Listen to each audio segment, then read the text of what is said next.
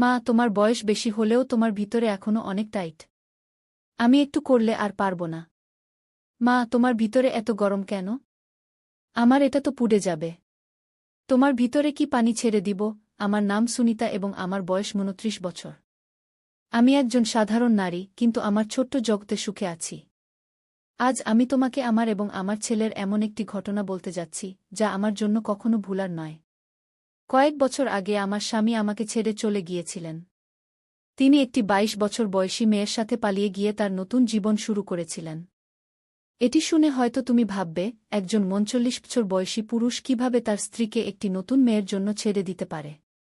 কিন্তু মনে হয়, আজকের যুগই এমন যে মানুষ নিজের হৃদয়ের টানকেই সবকিছু মনে করে। যাই হোক, এখন আমি আমার গল্পে আসছি। এটি একটি সকালের কথা। আমি এবং আমার ছেলে, যাকে আমি এখন থেকে অজয় বলবো, আমরা মাঠে ভুট্টার ফসলের যত্ন নিচ্ছিলাম। দুপুর হতে না হতেই আকাশে ঘন কালো মেঘ জমে উঠল। কিছুক্ষণের মধ্যেই তীব্র বৃষ্টি শুরু হয়ে গেল এবং আমরা মাঠেই আটকে গেলাম। কাছে একটি পুরানো শেড ছিল, যা মাঠের সেচের জন্য তৈরি পাম্পের উপর নির্মিত ছিল। আমরা দুজনেই সেখানে আশ্রয় নিলাম এবং বৃষ্টি থামার অপেক্ষা করতে লাগলাম। ধীরে ধীরে দিন ঢলে পড়ছিল এবং চারপাশের এলাকা নির্জন হয়ে গিয়েছিল। সবাই নিজ নিজ বাড়িতে চলে গিয়েছিল।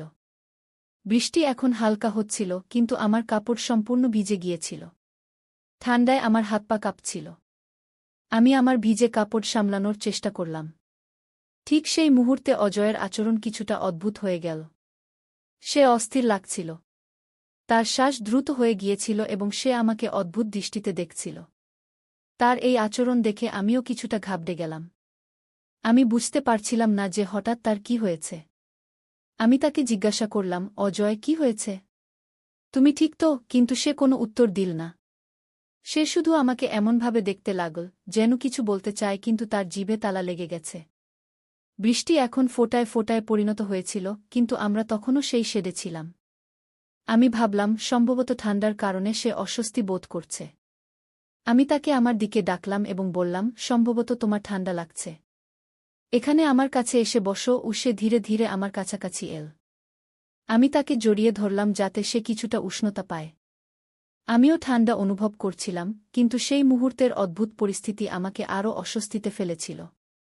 কিছুক্ষণ পরে বৃষ্টি প্রায় থেমে গিয়েছিল। আমি ভাবলাম, এখন বাড়ির দিকে যাওয়া উচিত।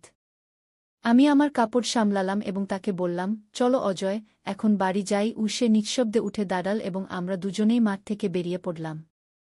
পথে আমি ভাবছিলাম, শেষ পর্যন্ত তার কি হয়েছিল? সে কেন এমন আচরণ করল? আমি সিদ্ধান্ত নিলাম যে বাড়ি পৌঁছে তার সাথে খোলামেলা কথা বলব, যাতে সবকিছু পরিষ্কার হয়ে যায়। বাড়ি পৌঁছেই আমি তাকে জিজ্ঞাসা করলাম, অজয়, সেই সময় তুমি এত অস্থির কেন হয়ে গিয়েছিলে? কি হয়েছিল? সে কিছুক্ষণ চুপ থেকে ধীরে ধীরে বলল, মা, আমাকে ক্ষমা করে দিও। আমি বুঝতে পারিনি যে আমার কি হচ্ছিল।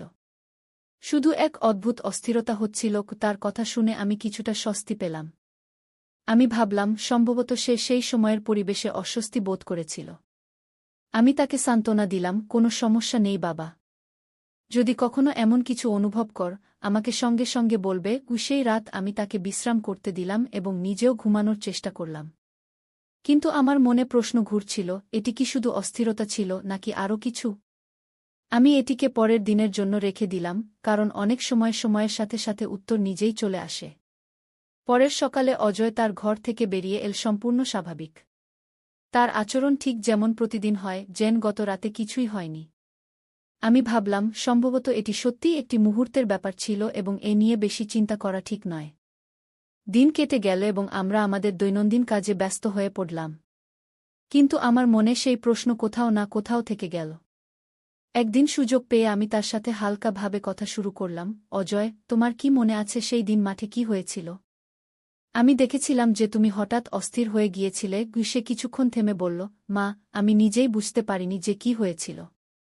সম্ভবত বৃষ্টি, ঠান্ডা এবং সেই নির্জন জায়গা আমাকে কিছুটা ভয় পাইয়ে দিয়েছিল। তার কণ্ঠে সত্যতা ছিল। আমি বুঝতে পারলাম যে সে সেই অভিজ্ঞতা নিয়ে নিজেও বিভ্রান্তিতে ছিল। আমি তাকে আরও অস্বস্তিতে ফেলতে চাইনি, তাই বললাম, ঠিক আছে বাবা, মাঝে মাঝে এমন হয়। বেশ কয়েকদিন সবকিছু স্বাভাবিকভাবে চলতে থাকল। কিন্তু একবার আবার, যখন আমরা মাঠে কাজ করছিলাম, এমন কিছু ঘটল যা আমাকে ভাবতে বাধ্য করল। অজয় আমার কাছে এসে হঠাৎ বলল, মা, আমি তোমাকে কিছু বলতে চাই। আমি তার দিকে তাকিয়ে জিজ্ঞাসা করলাম, বলো, কি কথা? সে কিছুটা দ্বিধা করে বলল, আমার এখন মনে হচ্ছে সেটা অস্থিরতা ছিল না। সম্ভবত তোমাকে সেই অবস্থায় দেখে আমি নিজেকে নিয়ন্ত্রণ করতে পারিনি। কি তার এই কথা শুনে আমি হতবাক হয়ে গেলাম। আমার মনে অনেক প্রশ্ন উঠতে লাগল, এটি কি শুধু একটি অস্বস্তিকর মুহূর্ত ছিল নাকি আরও কিছু? আমি তার বয়স এবং মানসিক অবস্থাগু আজকে বুঝিয়ে বললাম, এই বয়সে এমনই হয় যখন আবেগগুলো জটিলতা তৈরি করে, কিন্তু তোমাকে বুঝতে হবে এবং সঠিক পথে ফিরে আসা শিখতে হবে। সে আমার কথা মন দিয়ে শুনল এবং মাথা নেড়ে বলল, আমি বুঝেছি মা, আমাকে ক্ষমা করো। আমি এখন এই জিনিসগুলো নিয়ন্ত্রণ করার চেষ্টা করব। এই কথোপকথন আমাদের মধ্যে একটি নতুন বোঝাপড়া তৈরি করল। সে তার আবেগগুলো আরও ভালোভাবে সামলানো শুরু করল এবং আমিও অনুভব করলাম যে একজন মা হিসেবে তার মানসিক অবস্থাকে গভীরভাবে বুঝতে হবে। সময় কেটে গেল এবং আমাদের সম্পর্ক আগের চেয়ে আরও শক্তিশালী হয়ে উঠল। সেই ঘটনার পর আমরা একে অপরের সাথে খোলামেলা কথা বলতে শুরু করলাম, যা আমাদের জীবনকে আরও সুন্দর করে তুলল। এক সন্ধ্যায় আমরা দুজন ছাদে বসে চা পান করছিলাম। আজও হঠাৎ বলল, মা, আমি তোমাকে আরও কিছু বলতে চাই। আমি হেসে বললাম, বলো, কি কথা? সে একটু গম্ভীর হয়ে বলল, সেদিন তুমি আমাকে যা বুঝিয়েছিলে তার জন্য আমি তোমার খুব কৃতজ্ঞ।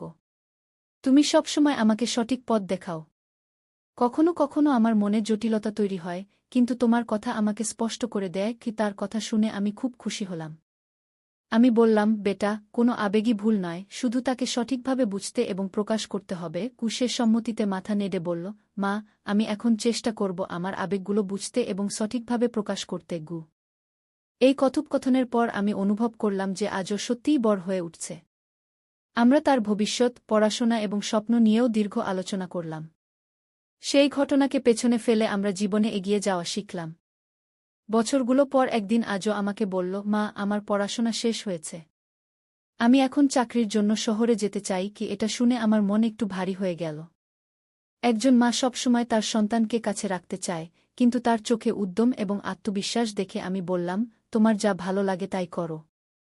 আমি সবসময় তোমার সাথে আছি। সে আমার পাশে বসে বলল, মা, তোমার কারণেই আমি আজ এখানে পৌঁছেছি। যখন তোমার সবচেয়ে বেশি প্রয়োজন ছিল, তুমি আমাকে সঠিক পথ দেখিয়েছ। গীতার কথা শুনে আমার চোখে পানি চলে এল, কিন্তু তা ছিল খুশি এবং গর্বের অশ্রু। আমি তার পিঠে হাত বুলিয়ে দিয়ে বললাম, আমি সবসময় তোমার সাথে থাকব, তুমি যেখানেই যাও। তোমার খুশিই আমার খুশি। কিছুদিন পর সে চাকরির জন্য শহরে চলে গেল। তার যাওয়ার পর বাড়িতে একরকম নিস্তব্ধতা ছেয়ে গেল, কিন্তু আমি সান্ত্বনা পেলাম যে সে তার স্বপ্নকে বাস্তবে রূপ দিচ্ছে। সে প্রায় ফোনে কথা বলত এবং তার নতুন অভিজ্ঞতা আমার সাথে শেয়ার করত। আমি তাকে সবসময় সঠিক পরামর্শ দিতে চেষ্টা করতাম। আমাদের সম্পর্ক দূরত্বের কারণে একটু বদলে গেলেও আমাদের পারস্পরিক বোঝাপড়া এবং ভালোবাসায় কখনো কমতি আসেনি। কয়েক বছর পর একদিন আজও আমাকে ফোনে একটি বড় খবর দিল। সে বলল, মা, আমি একটি মেয়ের সাথে পরিচিত হয়েছি। আমার মনে হয় সে আমার জন্য সঠিক জীবনসঙ্গী। আমি তাকে তোমার সাথে পরিচয় করিয়ে দিতে চাই। কি এটা শুনে আমার খুশির সীমা রইল না। আমি তাকে আশীর্বাদ দিয়ে বললাম, আমি তোমার সিদ্ধান্তকে স্বাগত জানাই। তাকে দেখতে আমি খুব উৎসাহিত। কিছুদিন পর সে তার ভাবী স্ত্রী, যাকে আমি এখানে নেহা বলব, নিয়ে বাড়ি এল। নেহার সাথে পরিচিত হয়ে আমার মনে হল আজও সত্যিই একজন বুদ্ধিমান এবং প্রিয় মেয়েকে বেছে নিয়েছে। সে তার জন্য একদম সঠিক পছন্দ ছিল। আমরা শীঘ্রই তাদের বিয়ের প্রস্তুতি শুরু করলাম। বিয়ের দিনটি আমার জন্য অত্যন্ত বিশেষ ছিল। আজকে বর হিসেবে দেখে আমার বুক গর্বে ভরে উঠল। সে এখন সম্পূর্ণরূপে বর এবং দায়িত্বশীল হয়ে উঠেছে। বিয়ের পর আজও এবং নেহা তাদের নতুন জীবন শুরু করল, কিন্তু তারা আমাকে কখনো একা বোধ করতে দেয়নি। আমরা সবাই মিলে একটি সুখী পরিবারের মতো থাকতে শুরু করলাম। আমাদের সম্পর্কের ভিত্তি, যা আমরা বছর আগে তৈরি করেছিলাম, এখন আরও শক্তিশালী হয়ে উঠেছে। এখন যখন আমি পিছনে ফিরে তাকাই, তখন মনে হয় জীবনে যতই সমস্যা আসুক, যদি ভালোবাসা, বোঝাপড়া এবং খোলামেলা আলোচনা থাকে, তবে প্রতিটি সমস্যার সমাধান সম্ভব। আমার এবং আজয়ের মধ্যে এই গল্প শুধু আমাদের যাত্রাই নয়, বরং এটি এও শেখায় যে সঠিক সময়ে সঠিকভাবে কথা বলা সম্পর্কগুলোকে কতটা শক্তিশালী এবং সুন্দর করে তুলতে পারে। আমাদের পরিবার এইভাবেই সুখ এবং সন্তোষের সাথে এগিয়ে চলেছে। তো বন্ধুরা, এটা ছিল আমার গল্প। বলো, কেমন লাগল? তোমার মতামত অবশ্যই শেয়ার করবে।